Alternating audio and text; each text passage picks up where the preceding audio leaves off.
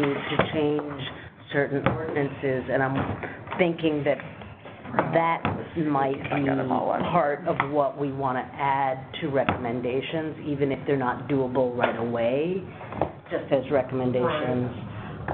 Because I think that some of the issues that keep coming up that people get understandably confused about because they don't understand the difference between because of this reason or that reason, that if we have a concrete, okay, and one of the future proposals is to look at whether or not some of the zoning codes should be changed to allow these uses without it being an accessory use. Then I think it puts it in the context that people might go, oh, it's there, as opposed to it's not being dealt with or something. Because I did receive I received one email with comments from someone that was mentioning, oh, we should allow micro-business with cultivation. It's like, well, we do. So it's just, I think that people get confused, and they also get confused about what the state requires versus what the county. Yeah, because then there was another one, it's like, oh, we should change the F1 occupancy. And it's like, okay, you need to go to the state for that one. Right, but that is something that the county can take the lead on trying to work with our lobbyist to change the building code.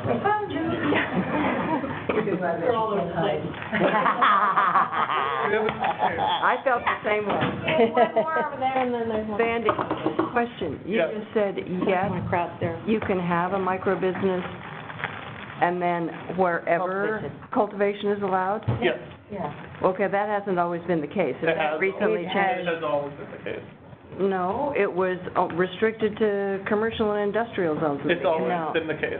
No. It just was really impossible. It was always Here's the thing that people didn't understand is that it has to be an accessory use. It's just that you can't do certain activities in your home because of the state, and then certain buildings are required by, let's say, the building department. So in practical terms, sometimes it doesn't work out that it would work out well, but in terms of the zoning code and planning department, it's always been allowed as accessory. Well, so not accessory, but home occupation. Right.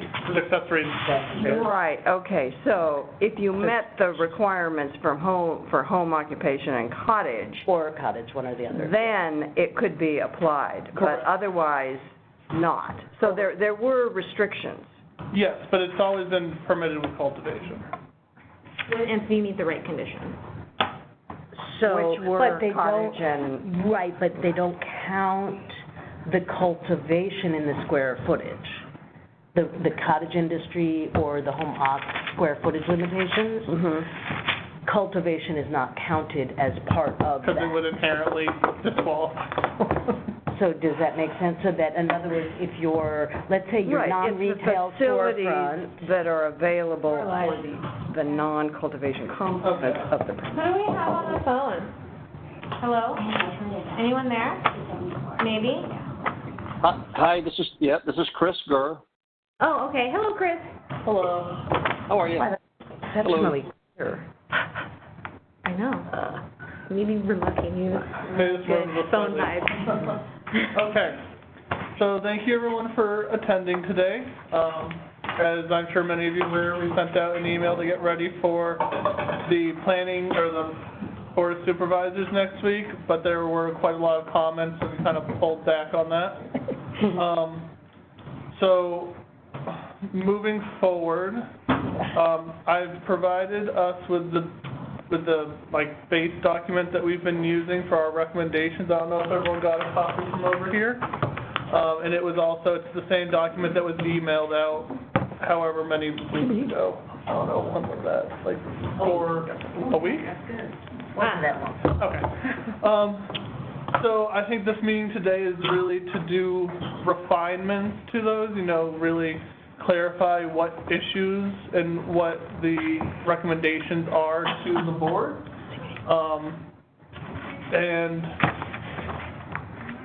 There also seem to be a couple of additions that certain people had provided comment back for, so that's also a consideration we can have, is to include new recommendations to this list. Unfortunately, however, staff time has become quite limited. So moving forward, I think that We have these base recommendations, and we're here to talk about adding them. But if we're going to do a lot of extensive edits, we're hoping we can get a volunteer, one or two, that would be willing to put a little extra time into making the edits, and then we can distribute to the group for one final look. Because we just don't have the time. If we're going to make any substantial changes, we'll need a little help and hopefully one or two volunteers. And then after this meeting, those two people can refine it, send it back, and we'll do one last kind of group look at it. I'm hoping that if we can get everything finalized by early August, then we can submit the agenda items.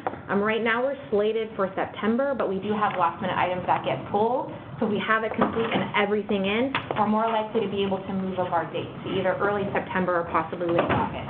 So I want to put us in a position where we could potentially go in August. And then hopefully today, we'll talk a little bit about the presentation, and we do have a couple people that volunteered, Hannah, Corinne, and Karen. And if it's in August, I will be able to. Corinne and Karen. And once we get everything finalized, we can do a conference call or an in-person meeting, whatever easiest, leading up to the meeting to kind of go over the format. Can I just ask the blue, who are the blue? this is Got it. Paul's. Sorry, traffic is like we people in San Francisco. Couldn't move the dogs. Yeah. I would just like to add, and I'm not Thank saying you. this Susan will be statement back. to rush anyone. This is the working group's schedule. We can do what the working group would like to do. But I would just like to remind the group that after we make these recommendations to the board, it's still going to be 4 to 6 months before these changes make it into the ordinance. Because it's most likely we'll have to go back to the planning commission, who then goes back to the board. And it So will- I just want those 4 to 6 months after we bring these to the board to still be in your mind, so. Because it will get prioritized with track 1 and track 2 and track 3 of cultivation. So there will be delays from them saying yes and what priority level it is and if it has to go to the planning commission or not. So there will be a slight delay, it won't be automatic, but we'll be able to do a first reading, right away. And is So that if a it board seems- decision or a CEO office decision? What? It's a board decision, so at the How board it goes meeting, back and forth? What? Oh, you mean why it goes to the planning commission? Well, not just the why, but who makes the decision that they want the schedule to appear in a certain way? so when this goes to the board and the board decides yes to these recommendations, they have to direct staff if they want it done. They can say this is top priority, or they could say come bring us back. So what happened with the last one is there was items that were top priority and ones that needed more time, and so we had to dish out. So it really depends on what recommendations where they support and whether they think this is high priority and how fast they want it back. Can I ask, were there any, because somehow I thought, and totally could be wrong, that there was kind of drafted language of proposed changes, not just the bullet points. Am I wrong on that? Because I'm wondering if we could cut down the delays at all by, I totally appreciate Proposing the language? Yeah, I just wonder if up front, if we could use some of the templates that we already have and then just insert small changes to make the point. Obviously, county council has to go through it and all that other stuff, but I just wonder if we're not able to come up before the board until, let's say, September, and I understand that could be August, if we could use this time to create as much of a more finished product, knowing that it could still change, that there might be a better shot of, even if it has to go to the board, then the planning commission, then back to the board, that might get scheduled sooner. Right. If we have more concrete stuff. More details that could work. Right now, all of the work of county council and drafting has been on the cultivation end, because we're planning on bringing back 7 items that were prioritized in September from cultivation, and then another handful of items in the fall, and then 6 more items later this year. So we, What you're reading. we published it on the June 4th CEO report, the Right. timeline. Although they didn't really have months, they had Like, like, like- ranges, right? yeah. Yeah. Yeah. Is there any- It's really based on scheduling, so like, Right. And here, noticing. yeah. Because like, for example, Between planning commission Sure. and board, so we kind of Sure. give a 2-month time frame. Sure. Because depending on if it hits first meeting or second meeting in planning commission, and the noticing in between.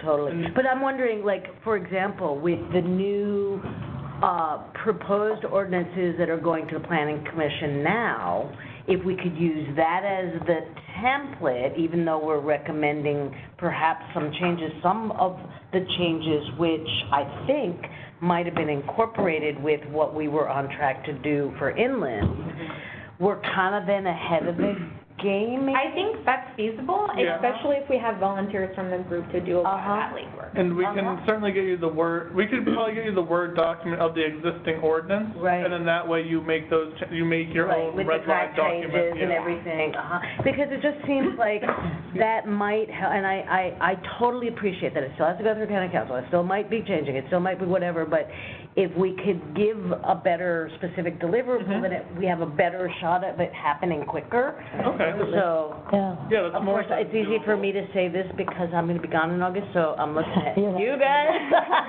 and especially. The only item that's on my radar is what might go fast and quick. Yes. Is events. Is what? Events are probably gonna go pretty quick. Good. Yeah, well, good, because I brought That's great. You know, so that one maybe fast-tracked a little bit. Great. It's coming from multiple. Well, and it's also just a discrete thing that can be kind of parceled out and go. So Yeah, and that special temporary use needs updating for. have you got Other language for events already? We do actually. We've been working in planning And coastal, I'd love to see those, because I brought everything when I wanted to Planning recommend, commission. I brought language in. Yeah. Really, the only thing we're recommending is, because we already have an existing event. Here's what they're recommending, if you want to read it on my phone real quick. It's only, Well, I mean, is this something different than what Vandy put out? No, so there's language it's the same in the coastal. Same in the coastal, the language going facilities, but there's a separate section of code, which is the temporary use for events, that needs to be updated, not only to accommodate cannabis, but to really modernize the event. Yeah.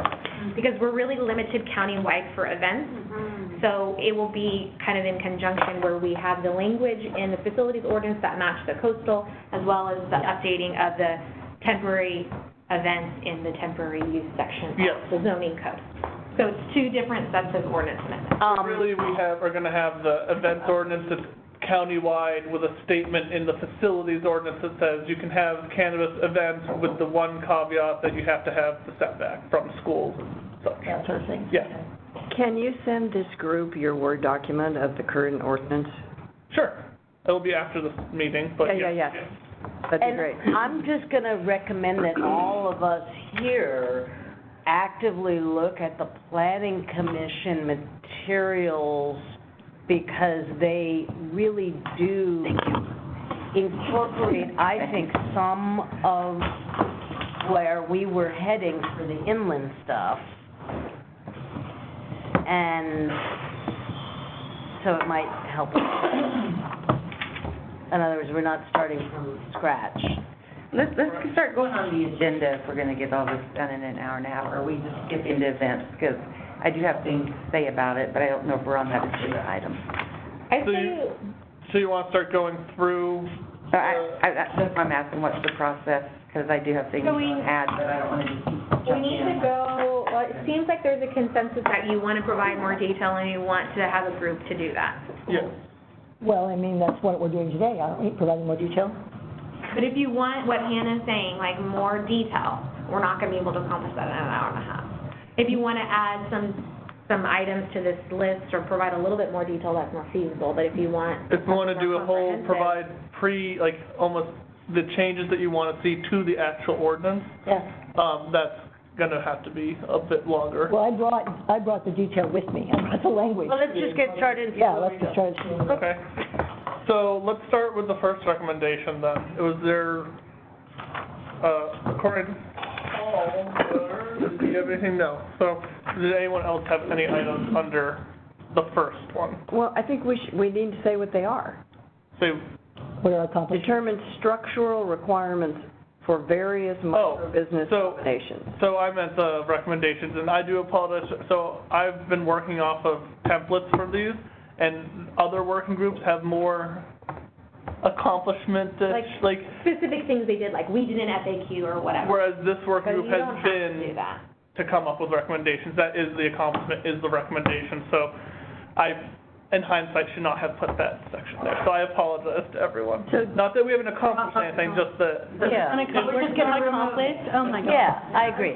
So- That's, No accomplishment, okay, fine. So, Yeah. so moving on to that one, under these are recommendations. accomplishments. We could just go accomplishments instead of recommendations.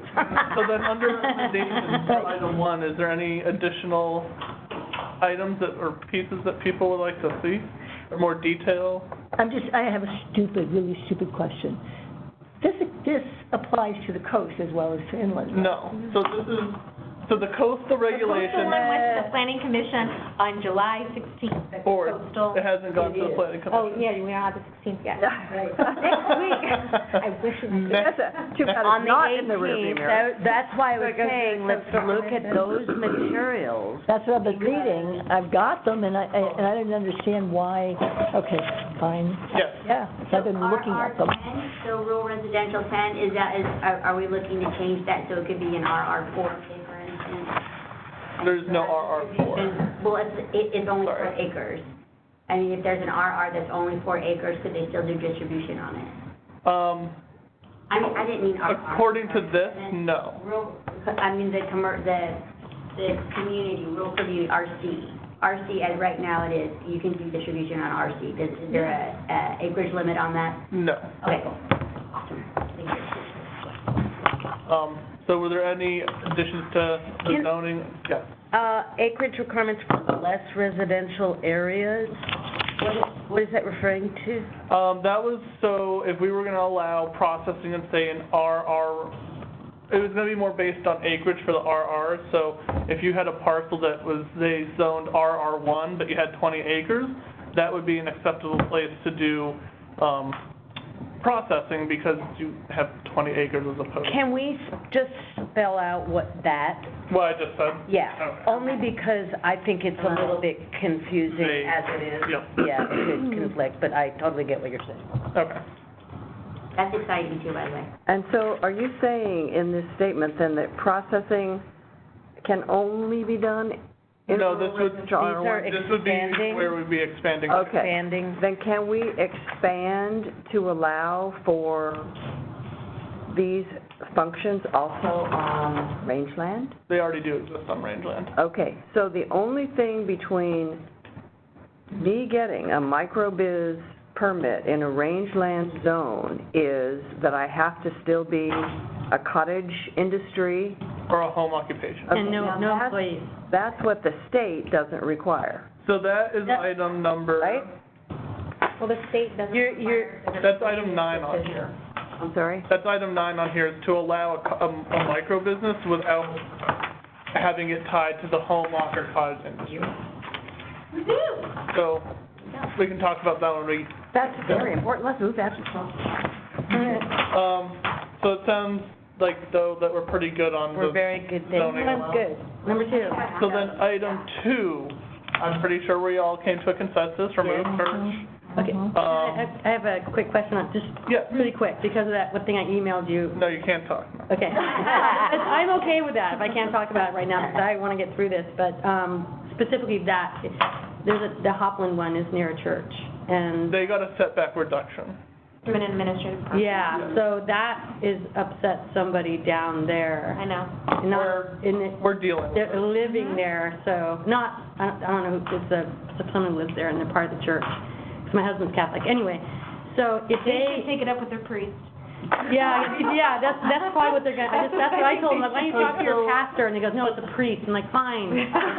As a little 1-minute quick thing about how that happened, we send when an applicant applies for a setback reduction, we send a letter only to the sensitive receptor. So in this case, it was the church. Right. We give them the option to support, oppose, or provide concerns. They only provided concerns, and the statements really did not say anything about not wanting the business there, just that the priest personally did not support marijuana in general. So taking what he wrote, we continued on because it was not opposition, it was just concern. Okay, here's the problem though, that's a mission of the church in Ukiah, and the church in Ukiah is mad. They're So, yeah. So, Then yeah, that's talk to the other. I know, they need to communicate within themselves. Yeah. So my question is, since now I'm being sucked into this a little bit, hopefully not much. Just say, figure it out amongst yourselves, and is it too late for them to come back to the county and say, we really do have a problem, because they didn't know what they were... At this point. I think we should Yeah. take it offline. Okay, all right, Okay. because that's it, that's all, Okay, that moving. was yesterday. Moving along. So Sandy, Yes. thank you for doing that. Are there any other faith-based sites that we have to be concerned about, other than churches? No. Well, I mean, a church is... Schools, any Well, religious and Faith-based. Church is defined in the code as, like, any religious institution. So if it was a mosque, a synagogue, not the Temple of Clontai, then that's a museum. Right, we've already been through that, Yeah. yes. Just trying to, No, but cross all the Ts. Any religious establishment. Thanks. So, But we're removing it anyway. Right, so, maybe there's some other faith-based that, we overlooked, who will come back later. Oh, in other words, you're concerned about the way we define, if we're removing church, does that mean that other things? And I think in the general sense, if it was specified as that and we're removing it, then it's not that anything else was As long as church is specified as being restricted. As long as church is included in the definitions, to include mosque specifically. Yeah, religious and... yeah, we already have But- that definition. Then fine. Thank you, Van. And then, but also, since nothing else is prohibited, they wouldn't have an argument to allow you to be prohibited if it wasn't stated as Yeah. No, thank you. Right. But it sounds like we can remove the church from the setback language, but keep the church definition in the ordinance, so that you can determine what a church is. What a church is. Okay. Exactly. Okay, moving on. Number 3, events. We kind of just informally discussed this before beginning, so we do have if you weren't here, I think it was just you two. But so what's going on is we currently have to revise the county event language that currently exists. The way that we're permitting cannabis events is just doing it the normal way with our existing events ordinance, with a caveat in the facilities ordinance that you have to be setbacks from schools and... Mandy, it's 20.242, the temporary use. 242 is cultivation.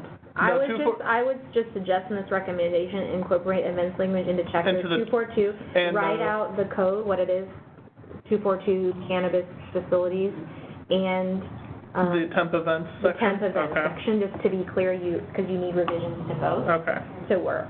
And then you actually, And those are cannabis specific or just event the specific? So- 242 is cannabis specific. 243. The temporary use, 243. 243, the temporary use is a different code. Yeah, So I would put both So- of them Exactly. in the title of the code. exactly. Because, like I said, so what we did, before cannabis was put into our code, we already had an event section, and we just felt that we would just use that, and again, like I said, add the setback caveat from schools and such. So all we have to do is add the words under 3, incorporate event language into chapter 20.243, and into... I think it's like And 188 and or... revise. And revise They revise, chapter whatever. blah, blah, blah. I think it's Okay. 188, but I'm not... Okay, number 4. Well, but it won't say anything difficult, just what we went through with an additional use permit on Black Oak Ranch's pre-existing permit, Well, right? we're hoping to actually make that section more usable and streamlined, is our goal. That's pretty. And that, again, it wouldn't be just cannabis, it would be... Take it when you get it. Yeah. Yeah. Do you want a use permit for everything? There was no additional cost and stuff, so I was, No, but a lot of people outside of cannabis, they're really limited to like how many weddings they can have at their property or how many events they can have in their month. So we get a lot of complaints from other industries that do events, especially in the summertime when we have a higher tourism. So we're looking at not just including the cannabis language, but can we actually revise it to make it more usable for cannabis and everyone? oh, great. So for example, say you wanted to have a wedding, not cannabis related, it would be a lot easier. Yeah, but you're gonna have a cannabis at your wedding. Cannabis wedding. You cater. cigar roller? Yeah, you're gonna have a cannabis With a pre-roll. catered at That's your the thing, unless you're like selling it, I think, It's not, yeah. there's no issue. You can, don't. if you wanna have, yeah. Okay, that leads nicely into canna-tourism. I do know that, and Sarah and I have been working with the Economic Development Ad Hoc Group, and we are working on incorporating canna-tourism, including buds and breakfast, farm tours. So is there any other type of canna-tourism that, Farmers markets, more specific, farmers markets? Street fairs. Festivals. Yeah. Retail dispensaries, That's event. retail dispensaries, because What about delivery? we have classrooms. The last Canna-tourism thing that went to a farm came to us first, and I did an hour classroom on medicine, cannabis is medicine. But I don't think that you have to have a separate thing for that. So I just thought you were listing the places you could have events. Oh, No. What we No. are missing from this list, we have bed and breakfast, farm tours, we're adding farmers markets. we're already doing and Maybe things that don't already have a regulation that allows people to do that. We wouldn't do, That's not They were currently tours. banned, Festivals. or it's not. so we wouldn't have to worry about it. But you're already allowed If you wanted to have people come, so we don't need educational event, that's. You have to Festival. have permission. catering. So it's Cannabis catering. folded into what Cannabis we're- catering, If it's not on private property, if it's on private That would property, just it doesn't Festival. matter. into what we already. Festivals is events. And we're not even No, gonna discuss, separate. temporary retail. So- permits for Wait, we got a lot going on. So, Which items are you on? Three. Yeah, there's two sheets here that So, I want to address on the. Cultivators are already allowed to get a non-storefront retail license if you have a cultivation site, and that's what you use as your event retail license. That currently already exists. So they would have to get an annual, retail license. Correct. On storefront for, say, delivery. Okay? For microbusiness. Or a micro-business, if that ever happens. And, but a temporary retail permit just for the event is out of the question. On a The state question, level. I'm just saying it already is allowed, I'm not really sure. so the difference is between temporary versus having to have an existing annual thing, is that what you're Yeah, saying? yes. So, from a state perspective, you would have to have the annual anyway, even if you're just doing periodic participation at events. At least if you're acting as the retailer. If you're gonna have somebody else act as the retailer, then no, you wouldn't have to, and they would have to sign up as the event person. But at the local level, it's literally an annual, like a business license, and that's it. And all cultivators are entitled to that retail license. The non-storefront. It's just an awful expensive way to go if you're just doing one or two a year. I agree, and I think at the state level, they need to better address how they can allow farmers and other types of business to bring their product directly to consumer, and that's definitely a state issue. We are not against manufacturers or farmers selling their product direct to consumer. The barrier is really how they handle the actual selling of cannabis goods regulated by the state. And these facilities are more like, how do we permit these facilities? Like, I want to open a tasting room, or I want to have like a licensed farmer's market that people can, have booths at, that Can kind we of voice that to the state? Because I know that. We already have. And we supported a bill that supported that, and it got shut down. There's a lot of, it was like last year. 2641. Sorry, Kim Can we, wait, but before we leave that, maybe one of our recommendations is to ask the board to ask our lobbyist to go back and continue to. We've met with our lobbyists on it, we've met with McGuire on it, we've met with Wood on it, we've asked more them. recently, since No, that bill died. It was like 2 months ago. Yeah. Perfect. And we got one legislator said that they were beat up pretty hard when they did it, and they were interested in reintroducing it, and the other legislator said that they will look at it and reconsider reintroducing it. So one can hope. But as far as- You got beat up pretty hard. How does the person ever get to talk to the fucker else? sorry, Kim had something she'd like to? And then Karen. Just real quick, catering, how is that on not private property? So like, private property doesn't matter, right? If you're a caterer? If you're a caterer in Mendocino County, you are permitted through your environmental health and a business license. It Okay, has and nothing to do with catering.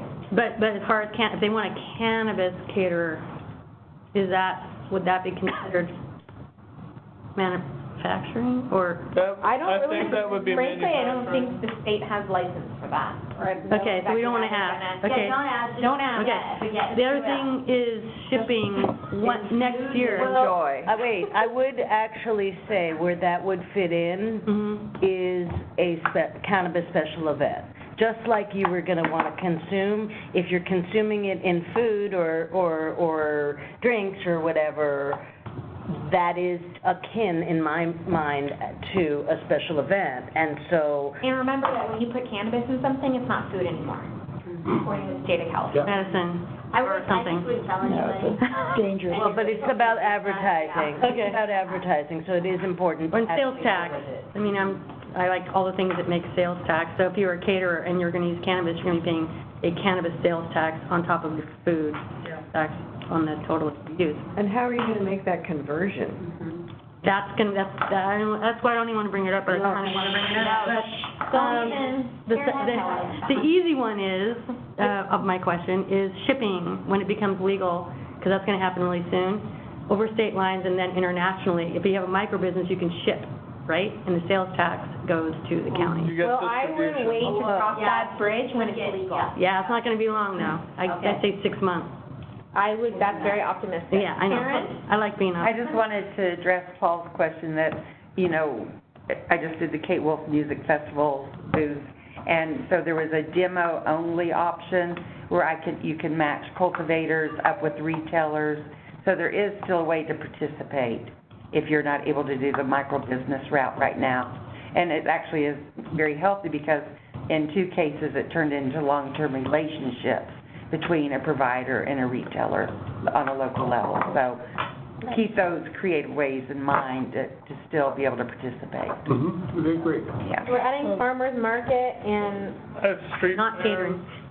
catering. And which, wouldn't that just be an event, street fair?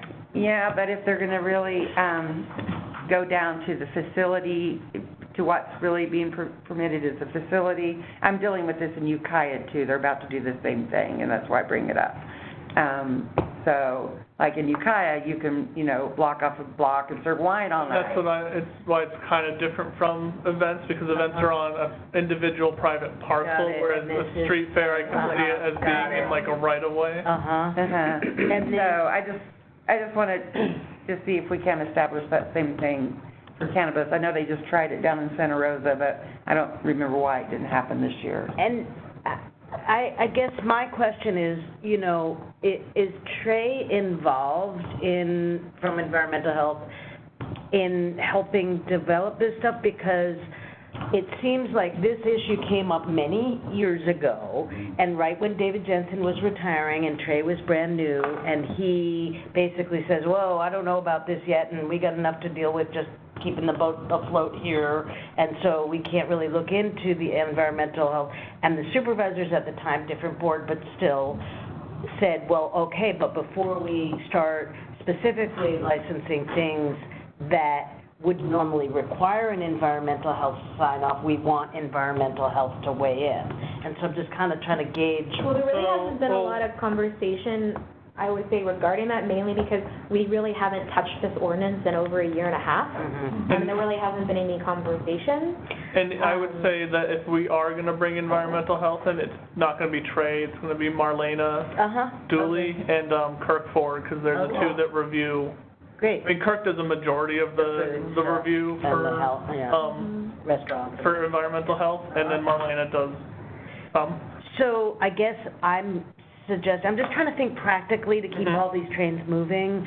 So I'm wondering if we can add a sub-recommendation under this one, or anything that touches environmental health, to start a working group or dialogue, whatever form it needs to be, to help educate environmental health on what we're proposing, and so that asking to direct staff from environmental health to start doing what they need to do to learn, and so they'll be prepared when this train moves forward.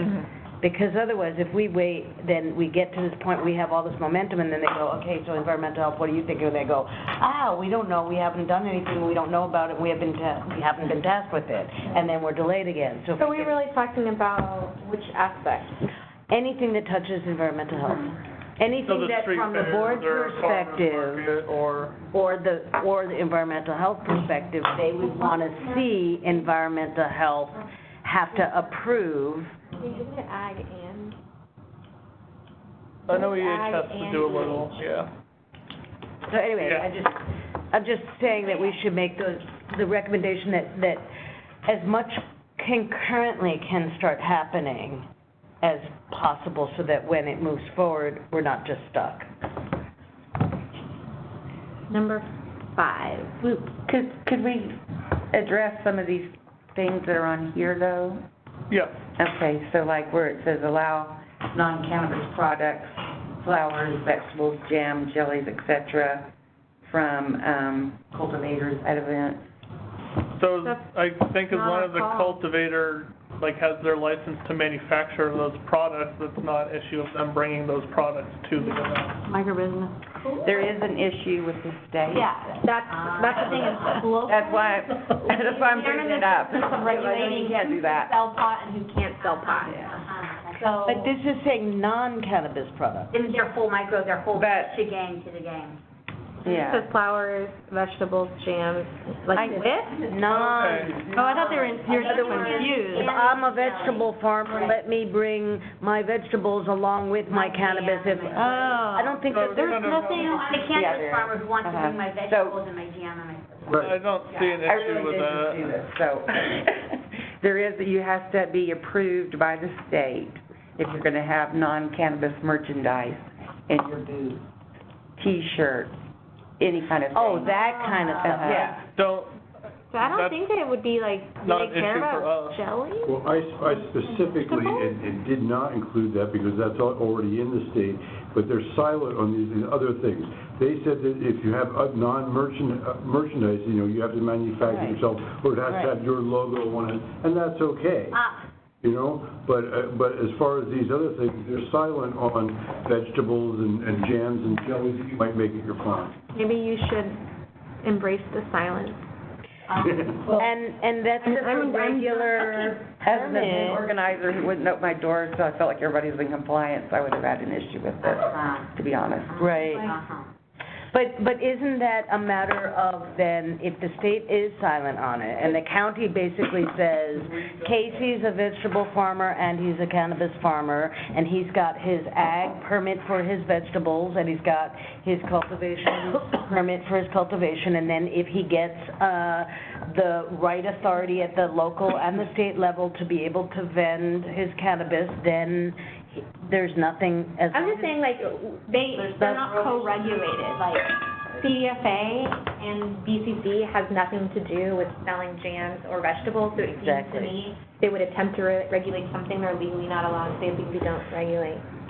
So that's what I'm saying, like, I don't know why it would be a problem if, like, it just seems strange to me that BCC would say you can't sell a vegetable. I mean, obviously, Well, they you just have a different record of this. They have the stranger things, but I think, Karen, that what Paul said is really an important thing, which is there are certain things that they specifically mention, merchandise, stuff like that, but by remaining silent, I don't think that you could get into trouble by allowing somebody, but you could always ask them, write in a question and ask them, Well, this is a legal then question.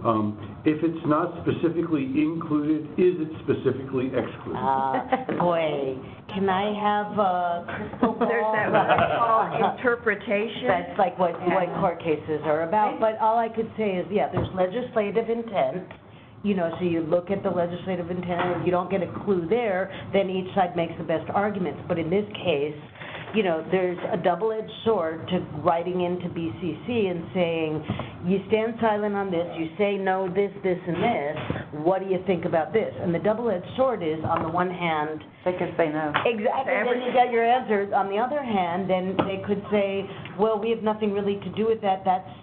I might ask No, if people they have have an opinion on everything. they've done it. Well, Someone else did it, then.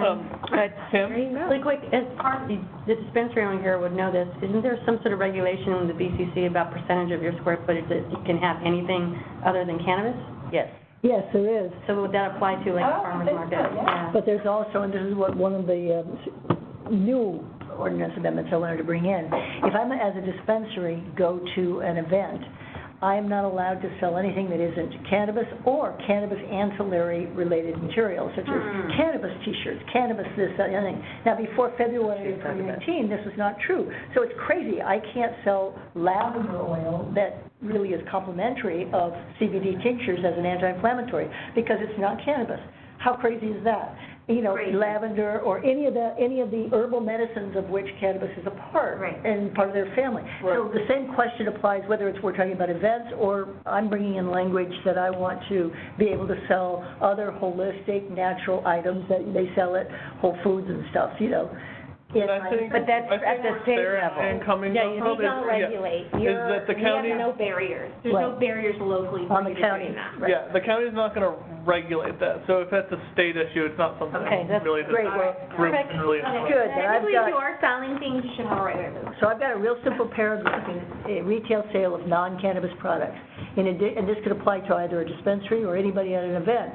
In addition to cannabis goods, a licensed retailer may sell legal, natural herbal supplements and topicals currently sold in health food sections of grocery stores. Licensed retailers may provide customers with educational materials on natural holistic healing. That you know, you include it in the county thing, and then it's clear for us. Then you confuse people what they legally are allowed to do. I would be happy to take that, language and put it again in our ledge platform and bring it to the governor, or bring it to the legislators, but I would be concerned about putting language in a local ordinance saying we legally allow this. It kind of often sets people up to think they legally can do that. You know what I could say is a happy medium, which is you add the phrase, unless prohibited by the state otherwise, boom. And then people are on notice that they better check the state, because that way it's in place in case the state does change and it's made clear. Yeah, they're gonna, Anyway, just a suggestion. everything. It's just strange because we would never put anything about what you can and can't sell, like, in one of our land use ordinance. It's just very strange. I kind of agree with them that it's better to not specify and call it out, and instead just work at the state level. That's my... And I'd be happy to get that language in the ledge platform and put that on our... Yeah, we could do that. Discussion next time I see our legislators. Because this is like zoning code, so I'm not sure how much that does with zoning specifically, so. Yeah, I hear you. So, I agree, keep it simple on y'all's Keep it end. simple, and hopefully they're just gonna check with state automatically, you know? No, we're saying don't do that. Just say, work at the state level to try and fight how the state has it set up now. But stay silent. That's what I'm saying, and hopefully they'll just check, you know. Better to ask for forgiveness so then, than permission. item 5, are we still on this? Are you done, Karen, with the? I think we're done. Okay. Yeah, I just wanted to address that. Okay. So, and you just have the, concurrently get environmental health to start looking at issues related to... For 4? Well, 4 especially, because I know that they'll be concerned about that in terms of catering, bed and breakfast, for example, or whatever. Okay. So then, item 5? Yep. I must say, I didn't understand how you wrote this the way you wrote it, because I don't know why you accepted, or if I don't understand what you're accepting, but it seems like your exceptions shouldn't be exceptions. On number 5, what? Yeah. So it says consistency between all county code chapters except for item below. My best take on that was that the next item was 6 and not the ones underneath. They were just subheadings. That's my best. Except for I'm just trying to sensitive. was that right, man? Sorry? When you had number 5, it said except for item below, you were referring to item number 6 and not the bullet point. No, I was referring to the bullet points. Okay, so why? So, for example, the state definition for setback is set at 600 feet. So ours would not be consistent with the state, because if we were, then that would just keep... Okay, so it's not cannabis, like you were talking about whole regulations, like plant regulations. consistency with all, I guess I didn't put the state, I apologize. So you're saying, So the item was supposed to be consistency of all county codes with the state, Okay. with the exception of certain definitions and certain, well, Okay. okay. so I do apologize for that All right, lack we of figured it out. term. Well, we work. Now, but can we be more specific in terms of, except for items below, right, plural, consistency with county-specific definitions, can we say? Sure. Because that's really what you're getting at, right? Sure. And on the other hand, we were looking for consistency with the state. And except. So that's what I'm saying, is if when we it were doesn't hurt consistent, if we were consistent with the state on everything, we would not be changing our setbacks. We would retain the 600 feet. But you guys, one of our recommendations is to reduce the setback, which means we are inherently not consistent. We're not consistent with ourselves, but we're consistent. We're not consistent with the state. Okay. We're changing. At the meeting that McAllen was at not too long ago, a few months ago, I don't know how long, wasn't he saying that he wanted to keep in the accommodation zones a 1,000-foot setback from sensitive receptors? And I was saying, can't we be consistent in our setbacks countywide?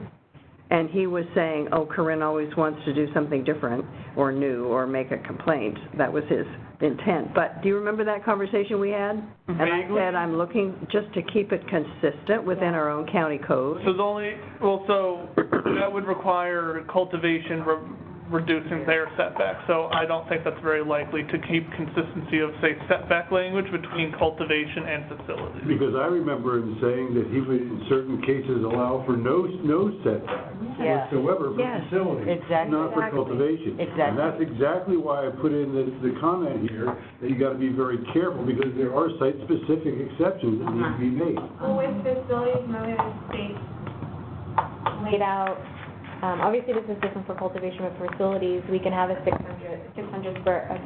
feet setback, and state law does allow for local jurisdiction to go lower. It does, But you have to go through a process, like an administrative permit process. Okay. I don't know if you want consistency, but I don't know, I thought we came up. I have a suggestion that instead of using the word Number 6. consistency when under the bullet point, instead, if we're saying the general heading is consistency between county code, cannabis chapters, with the state, except for, and then instead of using the word consistency again, just list the exceptions, except for such and such definition. So the definition of sensitive receptor, the definition of school, church, whatever. Right. And then setback requirement. Exactly, and just remove the word consistency and just get specific, and that way they're knowing what you're talking about, and they don't have to guess, wait, which way are we the same, which way are we different, and the rationale is that we've chosen as a local community to do this, but in all other respects, we want to be consistent with the state. Okay. So then, that one's gonna require that a couple volunteers dig in to see what is different, what definitions we want in our code that's different from the state. Okay, so as I recall, the only one is the distances. So setbacks. Because we're removing church. If we're removing church, then the sensitive receptors are gonna be the same. Right. Right? And so then it's just. Well, not with the state, I don't believe. Yeah, there's no church ever been in the state one, ever. It's just schools and. Never had anything else, other than the. Church was never part of it, that was Never. the thing that the board wanted to do. Never. No child care facilities? No, That's youth oriented. facilities are in the state. School and youth. Okay. Now, So there's a really- definition we need to put in. So really, we just want consistency between the county code and the state with the exception of setbacks. There you go. So then why don't we just take out 5? Yeah. Okay. Yeah, take out. Because, Or, sorry, no, never mind, we'll keep 5 and just. But make no that statement. exceptions. Exactly. Except for 6. setbacks. Right, exactly. Does that make sense? Yeah. Okay, great. But be careful with your definitions for setbacks in sensitive facilities. I ran into some problems years ago where there were anti-cannabis people that said, oh, it's a school bus stop on the corner, so that's a sensitive receptor. The county would not recognize No. school bus stop as a sensitive receptor. There's already been And the state Like doesn't either. battle those type of things. There's a definition in the state of what, As well as the county that As well as the dictates what a sensitive receptor is, and a school bus stop is not. Okay. now- and what a youth facility is, it's defined. And one more thing that came up a few times at a board meeting, I think it was initially raised by Kerry Brown, was we're talking about geographic or topographical conditions that affect the setback as the crow flies. There was one that was an industrial area where they wanted to do that. In fact, there was a dispensary that was kicked out of that same industrial park because, for the same reason. And she wanted to make an exception because, yes, it was less than 600 feet, There's a but there was a process. cliff of 100 feet Right. that they would have to climb up with their lunchbox to break into this facility to go down to sell whatever they were wanting to sell at in their lunch yard, these little 4-year-olds. Yeah. But, which doesn't make sense. Well, they only have a issue with process of an administrative permit to reduce that setback because they would take into account the physical access, that even though as a Correct. crow flies, it's this distance, the way that you get there or how you can do it, there's a ravine, there's a fence, there's a whatever, that's what the administrative use permit process is for in that case. So in that case, you wouldn't have to define and include that language specifically. I think not. You just get So, an so that's a AP. part of that appeal process is part of the Setback reduction. administrative use. You get an administrative Yeah. permit for a setback reduction. Yeah. But And that you is a good administrative- question about whether the because we know that we have that set forth in the cultivation But- planning ordinance, but do we have that set Yes. forth in? So there you For go. facilities as well. Yeah. Yeah, we just did. I've already That's handed the out, I've given out 3. Right, hence the freeze. Exactly. Say we have approved 3 setback reductions already for facilities. Okay. Yeah. Does it go further than just setbacks, or is it just setbacks? Just a setback reduction. So we couldn't do different things for, say setbacks from property lines for, That's called a variance, and that's, you would need to make variance findings, which is, Different. yeah. If you have specific, like, questions about setbacks, you can take it offline. If you have a property line that needs the answer. I don't, it's just one of the things that Variances. keeps coming up. Except that under the cultivation ordinance, there is a process through administrative permit to get a setback reduction from the property line. Right. But that's, because That's of the cultivation. that's affecting different code than what a variance is. The property line setbacks that facilities are subject to is the regular zoning district setbacks, with the exception of 600 from churches and schools. So, because you're trying to get a change in your setback from your property due to your zoning code or your zoning district, that's a variance from the zoning code. That's not permitted through an administrative permit. That's why they're different. Different process. And just like McCowan was suggesting, he's saying, hey, in many instances, it makes sense to just have the setback be whatever the normal setback is for any business, which is usually the property boundary, or Right. 20 feet or something like that, whatever. If that, yeah. Building, whatever the building setback is. Right. So then, I think 6 we kind of agree on then? Yep. And can we say, instead of possibly lower, if appropriate, can we say lower with an AP? So, But it already says that, setback number reduction 7. language. Actually, Number 7. The property, are you talking about the property boundaries for cultivation? No. We're not dealing with No, cultivation. cultivation. So decrease sensitive receptor setback requirements to at least 200 feet, or we should say, or lower, and allow for AP So that wouldn't in change. instances to. So the AP language would stay there regardless of what the setback is. It's not, the setback reduction language just Got it. says, All right, a so we don't have setback to. reduction may And be be- permitted perfect. as an administrative permit, Perfect. so. Perfect, so we don't need it. Yeah, we don't really Got need it. to affect, Okay. change that. Okay, now, So I would just say then, you know, 200 feet or possibly lower, and then end the sentence there, rather than if appropriate. Okay. That's just like, well, what the hell is appropriate? Right. I gotta say, I was really encouraged to see that, if appropriate, in a county document. The, if appropriate, though, is where you get the AP to have the reduction. If we're just setting what is the setback, then you have this other process that if whatever they decide on is the setback, hopefully lower than 200 feet, Right. then let's say you're in an instance where you need even lower than that, then you apply for AP for reduction. There was a phase where they were trying to eliminate all these nebulous terms like if appropriate, or discretionary, or common sense. And it's good to see them coming back, that language coming back into action. I disagree because I feel that allows somebody to say it's not appropriate rather than having a hard line of it is appropriate to have whatever number they come up with. It does. The word appropriate is very dangerous, because it can go both ways. It's subject to interpretation by both sides of any issue. I understand.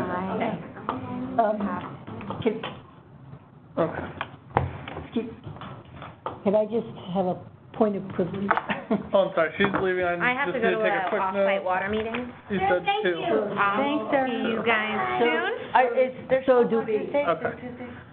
Yes, There is- working group, Cannabis, Cannabis Economic Development Ad Hoc Is will have their presenting. first set of recommendations, because they'll be coming On back later. Tuesday? Okay. Yes. Tuesday's my thing. Also, Which I think involves some cannabis tourism, does it not? This is the thing, Enterprise zones mostly, or what? Oh, I'll tell you that. there's 5 recommendations, and then they'll be coming back in, probably, I would say, within 2 months with the, strategic Are they gonna? stuff they're working on. Like the other ad hoc did? Probably, the general public, I don't know. Wasn't that part of the original assignment, to have one public meeting? They At did. least? Not, I don't know, they've done stakeholder meetings, one-on-one meetings, industry meetings, but they haven't had like just a general public forum. So can I ask if we can insert a new section to the ordinance for restoring compassion programs for, from dispensaries? They used to be in existence, and it's still in the state language, but we don't have it in the county language. And basically, to provide access to medicinal cannabis patients who have difficulty accessing medicinal cannabis goods. That's the language from the state, and here's their, so I want that back in. We can give compassion medicine to low-income, fixed-income folks. Do you all agree on that? Yeah. Are you kidding? Yeah. Did you send your comments to all of us, so we can have a look at them? I'm sorry? Did you send your comments to all of us, so we can? Language. Yeah, I just put this together before I got here, but it's, yeah, I'll be happy to. Yeah. Also, That will become, so you're all, Not 10. that becoming a new item on the list? Yes. Okay. Absolutely. it's in the state, and in fact, what they did in February on the state level is they relegated the final authorization for compassion programs to local authorities, so let's just Okay. do it. Yeah, the best compassion program in the world. So let's go, Also equity programs for local. You have to apply for this. yeah, that's Yeah, that's a whole other, that's a whole so other Yeah, thing. leave that let's go alone. through the list and then talk about additions after. Okay, you gotta go. I gotta go. Okay. We have MTA put MTA off its 4 go down. meeting till 4:30 because of this meeting, They put it, but it's starting at 4:30 4:30. now, so they would We gotta go. for us 15 minutes, Oh, really? yeah. So then they delayed it till Almost, 4:30. just wait a few more minutes, because they said that they would wait. Okay. They expected us to be late. I just got a message from them saying Oh, crap. they're starting at 4:30 and Okay. we'll be there. Well, if we don't finish in the time that people need to leave again, if people want to volunteer to work on, as Hannah mentioned earlier, where you kind of take our existing code and make a red line document of the changes that you're looking for, that's also something that we can I'd be do. happy to help on that process. I just need somebody to provide for us, and you Yeah. promised you would, the most recent versions of Yeah. these ordinances. Yeah. Do you have access to the cultivation one, too? Yes. Could you send them that also? Because there may be overlaps of importance. And then what I really strongly suggest is that you look at also the ones that went to the planning commission. Yes, I've taken, Because it's the coastal version, it is already incorporated Yeah. some of the changes that we wanted, not Yes. necessarily all of them. yes. Great. Okay. So then item 7, I felt was quite Yeah, that's part of that one. self-explanatory. Number 8. Incorporate shared use facilities. So I again would strongly recommend what Hannah said, is look at the coastal regulations that we're proposing, because that does incorporate the shared use facility language that we, Is that what this is? Because that says planning commission, so this is where I got confused. Planning commission or coastal commission, you know? the planning commission. Yeah. Before coastal commission, but it's what's gonna eventually go to the coastal So commission. it doesn't have to go, planning commission comes back to the board, and then it has to go out to the coastal commission? Yes, So we still have to have an LCP, I right? think it, that is. Updated. I think it goes PC, CC, BOS. I I think that's- BOS. Yes, I agree. I think BOS is the last But one. they've I don't wanna prepared hear it that. in a way that is ready to go to the coastal commission. Okay. Depending on what the planning commission Correct. decides. Yes. Well, that's gonna be a slam dunk.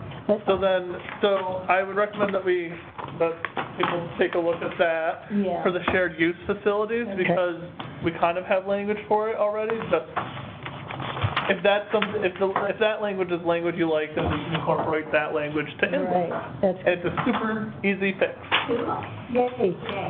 So on number 9 is, do we have a specific methodology that we can, propose, given the existing ordinances, or is this where we have to say, by changing local? See, I don't think we need to change Homock and Cottage, because those are far more used for non-cannabis activities. We use those all the time. Right, So I think it's more just taking the residential. pieces of that language and incorporating it into 243, so that, we still do have some of the square footage limitations, we have some of the employee limitations. So you're suggesting a new code section? Almost copy and paste Homock and put it into 243 while removing certain requirements. So like then what I would suggest we do in this recommendation is tell them that that's all we need to Okay. do. Because if they see that this is just a simple, all we gotta do is grab from over here and do it, they're much more likely to task staff with doing it rather than thinking, oh no, it's a big project. Do you want me to be tested? Well, the language in Homock and cottage industry states that it is an accessory use, and the primary use will always be residential. And that's what I'm saying, is what we would do is take, Can we bring Certain- Mike Oliphant in on that, and let him know about that, when he insists on a F1 occupancy? that's a state requirement. It's not. He's already figured that out, Okay. specifically, the F1 thing, remember? Nice. It's complicated, but he did it, Michael Oliphant did it. Yeah. Well, It's out of the way. But sort of, yeah, if you No, have all the if other you're- requirements. if you're doing manufacturing, you still need that F1. Well, unless, what did he say? What he concluded was that if you're doing distribution in Yes, non-storefront, yes. you do not need the Yeah. F1, but if you're still doing manufacturing, Because that's it's a the F1. commercial kitchen, kind of, well, depending what you're doing. And what is the And if you're definition not then of processing your manufacturing cultivation, vis-a-vis So there. that's how. That's the other Like, that's how the building. Well, you wouldn't, is because made. you'd just be drying it. It has definitions of what But if their you need to different do building any types are, so dry- any more F1 than dry is for manufacturing, U is for utility, S is for storage. So all those uses have definitions under the state, and so he has to put those under what our activities are. And he has yet to find another jurisdiction that has put any manufacturing in not an F1. So So you can provide him examples of. So if you're making candles and melting wax on your kitchen stove. Nope, can't do it. That's not an F1? I don't know, I'm not a building official, I don't know the building. But can we, We gotta go. Go. but I would say on this topic that if we can insert the recommendation that the county lobby the state architect and building officials to change their interpretation of F1 and processing in particular, I think that that should be a recommendation because processing, that's what's tripping most people up. Because what they do is they go to the nearest relative industry, and in this case, it's hemp. And hemp is like, barns of heavy machinery and everything. Of course you need to have enough for that. But even for tomatoes, you need canning and processing. It's just the way that they define processing. Yeah, And we and want a new definition. We need a new definition. But that's at the state level. I know, we need. So Sandy, if it would be possible, I mean, not for process. us on a county Let's not talk level, about it now, but I don't know, there's a way around There it. isn't for processing. to make a recommendation that Yeah, we they can- examine, because it's just wiped out so many people, Right. who, who are not using big, heavy machinery. I mean, No, I understand. more think like a juicer size. Right. So we can definitely add that, and I don't know if you want to make it its own bullet or just add it as a subtype under, or sub-bullet under 9. I just want to share before I go, the way around manufacturing was to take your stuff with your distribution from microbusiness, take it from your place to a shared use facility, manufacture it, bring it back to your place, and you can distribute it and deliver it and ship it in farmers markets and everything, and that's still okay. You don't have any in place, That's it. right? So that's the way around it. Actually, I would question that because in a micro business, everything has to be done on the same premises. No, but only the three You're activities. You're not doing it. So if your micro business is cultivation, retail, distribution, you can go use a shared use facility for me. Yes. Yeah, somebody else, as licensed, Absolutely. That was the whole point of that. yeah. That's, I'm just telling you, it's the way around. Don't ask too many questions.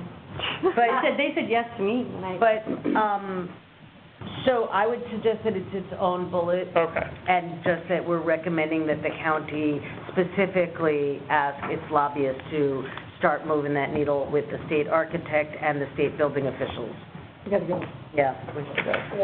Okay, so then, I think the other 10, 11, 12, 13, again, are quite self-explanatory. And that, so at this point then, do we still want a volunteer group to work on kind of bringing recommendations and edits to our existing code, so it's like a red line document? Can I just do events only? I don't want to do the whole thing. Sure. It can, I mean, I would like the group to work cohesively, so you could work on the event section in the group, but I wouldn't want you to work on it individually, then bring it in randomly. No, that sounds. Yeah. So is there? Jude has already done a lot Yeah. On what? on language. specific language creation for, I'm happy to help, just give me an assignment. All right, Share. an email of what share what you did, okay? Okay, so then. If you The main can thing I make wanna the make little sure is that notes the that you just is made, less and simple, then because we it works. can then by email, come up with a little group that will take that ball and run with it. Okay. Is that okay? Yep. And then, we all have my email, so I'll send out an email tomorrow or Monday with this whole volunteer group with the document versions of the ordinances, so that you can make amendments, redline versions. Yes? Really important, the transferability of non-cultivation facilities, was the transferability that was approved, was that just for cultivation? Or Yes. the facilities as well? No, facilities does not have transferability at this time. We should actually. But it also didn't have the prohibition, that's the kicker. If you want to sell a facility, you can still sell it and apply for a new permit. There's no prohibition that you can't use the same site, right? I thought all cannabis activity had to be extinguished if you left. Only in cultivation, Only cultivation? Yes. and that now Yeah, is changed. And We've that now had is changed. multiple businesses that have changed hands. Yes. And I'm not sure if we can do transferability currently, because our business licenses are similar to the non-cannabis business licenses, and non-cannabis business licenses are not transferable either. Although you don't have to come back to planning and building, you just go to the tax collector, pay their fee, and switch out the license. Yeah, it's And I believe totally that's easy. similar with what we do with cannabis. Okay, so they wouldn't have to go through the whole compliance rigmarole, though? No, they would just have to go to the tax collector to update the fact that it's a new owner. They would have to still pay the tax collector's payment, but they wouldn't come back to planning and building. Okay. Good question, Paul. Unless I believe there's a 1-year grace period. So say if you had a manufacturing business and you ended it, or a micro business, and you ended it, and then a year had lapsed, once that year lapsed, then someone would have to go through planning and building again. And that's for any business. For a site approval issue. Yes. And that's a standard for any non But or... it should be a slam dunk if nothing's changed. And what about reduced renewal fees if there's no change to an operation? That I'm not really sure what you mean. I mean, like, there's an annual license fee, okay? And you're supposed to be able to charge what it costs to administer the program and to administer that license. Now, there's inspections and reviews and all that sort of thing that happens at the initial when you're first applying. The next year, you have to apply again. What you have inspection? To renew your license. What inspection? I don't do any inspections. The building department comes out. That's for building permits, that's completely separate. If you're doing a micro-business, it touches every aspect of the cultivation, of the manufacturing, of the distribution. The county doesn't do inspections on cannabis businesses. We do inspections for building permits, and that's, again, state law that's required, but we do not, planning and building does not do inspections of facilities. I have never inspected a retailer, I've never inspected a manufacturer. We don't do that. Not in relation to the cannabis business license. With regards to the building permit, we do inspections, but not the business license. Compliance. Yeah, no, we don't do that with the business license. Okay. So the building department does. For building permits. Right. So, for instance, Mandy, what about, we've had some questions about people getting permits for their containers, and then they're having to pay the same fee year after year, but there's no change whatsoever. What do you mean, pay what fee for? For ag exempt permit or for a business license? Once you pay a building permit fee, it's a one-time fee. So if there's a fee that you're paying annually, it sounds like it's mostly a cultivation fee that you're paying. No. Because we don't do an inspection, and unless you're talking about the tax collector's annual collection, I'm unsure really what you're referring to. There's an annual fee for your license, right? It's renewed every year, yes? Yes. Okay. So that license is the same, that license costs the same each year, Okay. whether anything has changed or not. And that's also true for regular, I won't say regular, non-cannabis businesses, sorry. Okay, let me look into that. Okay. Well, a lot of what I'm running into with this is that California just makes it effing hard to be a small business owner. You're in the Cannabis most regulated state in the country, We know. yes. So that's really the issue. I will tell you, It's regardless, already kind of developed and we're all facing it at once. It feels overwhelming, but I will tell you, coming from Massachusetts and like a planning background, regardless of if it's cannabis or not, but not cannabis or not, California is absurd with regulations. Like I found out you need a building permit to build a trellis to grow vines on throughout the entire county. I mean, don't tell us that you're doing it, because I really don't think it's necessary, but Well, I'm not telling you I'm building a hoop house. if you come to our office and ask us, do I need a building permit to build a trellis for my vines, we will tell you yes, you do. Wow, that's amazing. You know, another thing that really frosted me, I got building permits for my shipping containers. Yes. And I said I want to pay for everything up front, so I gave them $650. That was in June, before the amnesty ended, right? In October, I get a call, it says, Paul, come on down, your building permits are ready. I had to get 3 of them, one for each container, right? And they said, that'll be $650. I said, oh, no, I already paid that. So, no, this is on top of that. And the most expensive fee was environmental health, took $135 for each shipping container that they did absolutely nothing for. It's a shipping container. There's no reason in the world environmental health would have to review it. Right. And even if it said right on the site plan that it wasn't on a leach field, which is the only thing that they might have had a concern about, but apparently they said the board of supervisors told them that they had to do that, whether it's a hospital or a They do have to look at every building permit. For $135? I mean, the electrical review was only $90. They charge their minimum. they're for slow every- readers. For every permit, so What's their minimum? Their minimum is just $135 for, I believe it is, or and they maybe, pulled that number out of their ear? That's their department that determines that. They justify it how, they don't know, okay, fine. Like, I mean, they have their own justification, I don't know what that is, because I'm not in that department. Every department, works on their own fees, so I can't really speak to, well, and I don't even work on the fees, so I can't really speak to planning and building fees They either. told me that they had to do that the Board of Supervisors told them they had to do that. That was their answer. I think your issue is more with environmental health, and unfortunately, I would like to, but I can't really help you on what their fees are. I understand, and that's one of the problems, and one of the things that I suggested here is that there should be someone who's trained across the board for just cannabis, since there is a cannabis department. Okay, so that if we ask a question, it's incredibly frustrating. I mean, I'm fairly intelligent and fairly savvy about things like that. I've been in building, I was project manager most of my life, so I know about those sorts of things. Right. Right? But your average guy who's coming in who wants to try to comply, and he asks a question, and you say, oh, no, that's a building. Oh, no, no, and you go to building, no, that's a planning. Oh, no, that's environmental health. Oh, no, that's you need somebody from the cannabis division that's well-versed on that and able to talk and answer these questions. I understand that. The issue is that person would have to have qualifications in environmental health, building, planning, and cannabis. I mean, I can't answer building. What would it pay? I'll do it. Need to get that position created first. There you go. That's what I'm suggesting. You create the position. Then fill it. I mean, it's a difficult position to fill.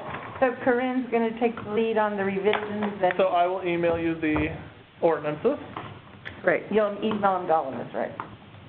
I can email them to you, I want to email them to the people working. I don't think the whole working group needs an email of that. No, It's like, have you read the Mueller report? It's like, is everybody gonna read the bloody thing of today? Sure. I can just get the ordinance offline anyway. Yeah, correct.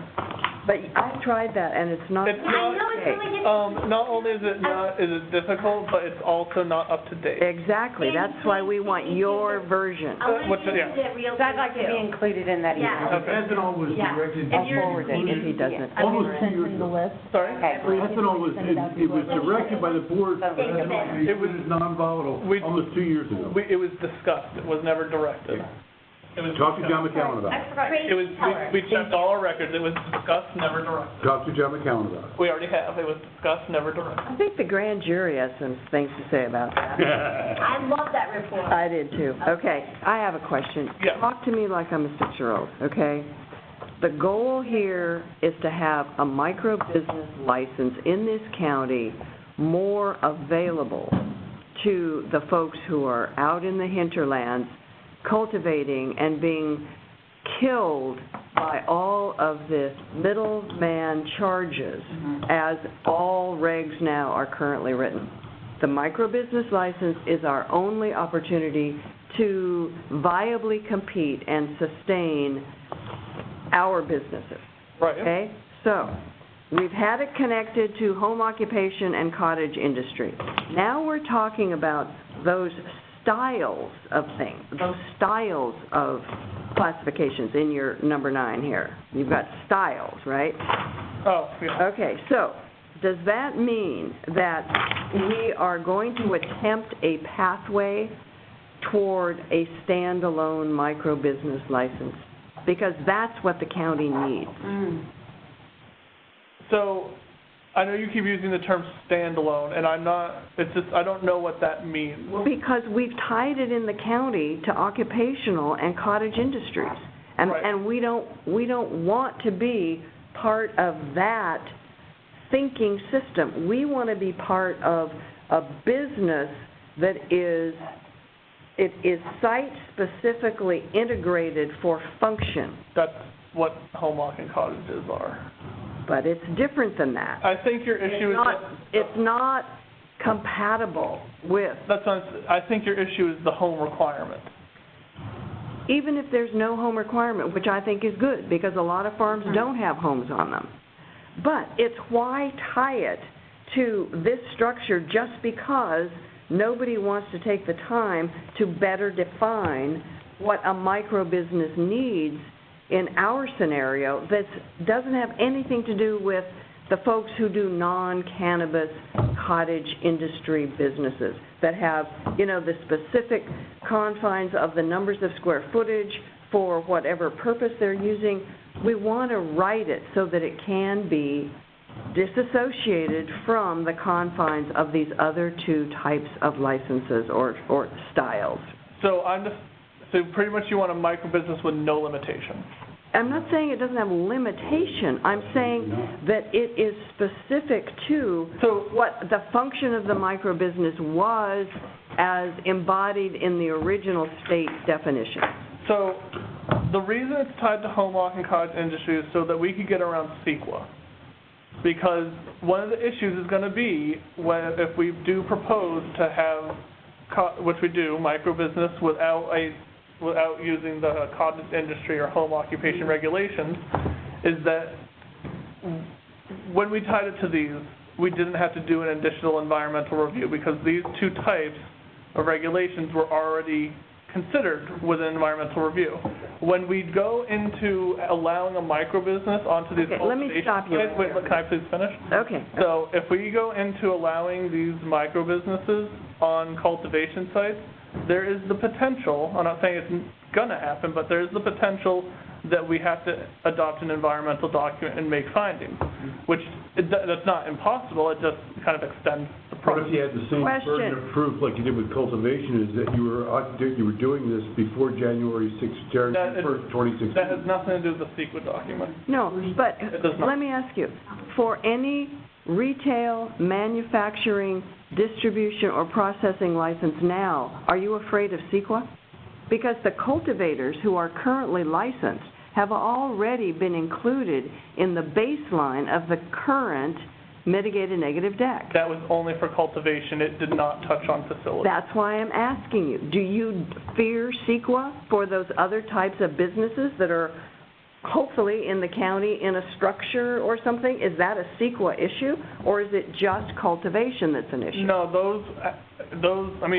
when these home occupation and cottage industries were established prior to cultivation or prior to cannabis, those were also under a CEQA review. So yes, those types of businesses were concerned of CEQA. Okay, so now if we disassociate from them, why is not every single manufacturing, retailing, processing, and distribution company involved in CEQA? Because the cultivation stuff already has been reviewed. If the others aren't universally reviewed, I don't understand the concern. They are. And it's also, so the way a general plan and the zoning code works is that we outline certain areas throughout the county that should have certain uses. And so in our environmental document, we say, okay, these yeah, so in this general plan area, we want industrial uses. So that entire area was considered in the environmental document, considered for industrial uses. So for example, if you were to take a commercial zoned or commercial general plan area and could turn that into industrial, that is getting a full-on environmental review. We're not just allowing businesses to go places where an environmental determination hasn't been done. Okay, and is the individual applicant or the county responsible for that review? The applicant. Oh, wait, sorry. For the actual environmental document, the county, depending on how big the project is. Okay, so at this point in time, we do not have a county CEQA document pertaining to facilities? We do not. Okay, is there any intention to go that way? Is there any correspondence with the state requiring it? Some of these recommendations, if they are, what's the word I want to use, if they propose something that is different, like for example, if we go with this home occupation and cottage industry, if we propose a micro-business not tied to these, that's what I was saying, is there's the potential that we would have to do an environmental review. Is this a fear, or has this been communicated? So, Bambi? Yes. We're at 4:55.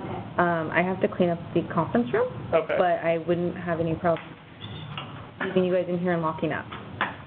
You would be able to leave. The doors do are lots in this external. Well, I also Can I say something so. to speak to that, just as a realtor and an environmental and all that? Is it okay to start? If I was Yeah. on Do you want them? for instance, I wanted to have my manufacturing facility up there. So Chris, are you still there? Right now, manufacturing only can happen in C1, like that's the zone for manufacturing. Right, that's, but, Right. I know, and Right. that's A difference. it's a different scenario based on scale. That's a huge factor, is scale. Right, so if we have a tiny little like you're having da-da-da-da-da, there should be, you're saying that our micro businesses, there should be a requirement for micro businesses, and if they comply with that, that should be our standard. They have this square footage, they have this, they have that. Okay, so Chris, if you're still on the phone, I think we're wrapping up, so, we're gonna end the call. I understand that, that makes sense, we would have to come up with that. So, I think we have to suggest it. we're hanging up. That's my purpose. Yes. Okay. Anyway, this is Stuart Marcus. I'm on the call. Oh, sorry, Stuart, so we're kind of concluding the meeting, so we're gonna wrap up. Okay, I just want to let you know I've been on the call. I haven't been talking, but I'm on the call and I came in late. Hi, Stuart. Hi. Sorry I came in late. Thank you, Okay. Stuart. I'll say bye. Bye. Bye. Bye. Hi and bye. Sandy?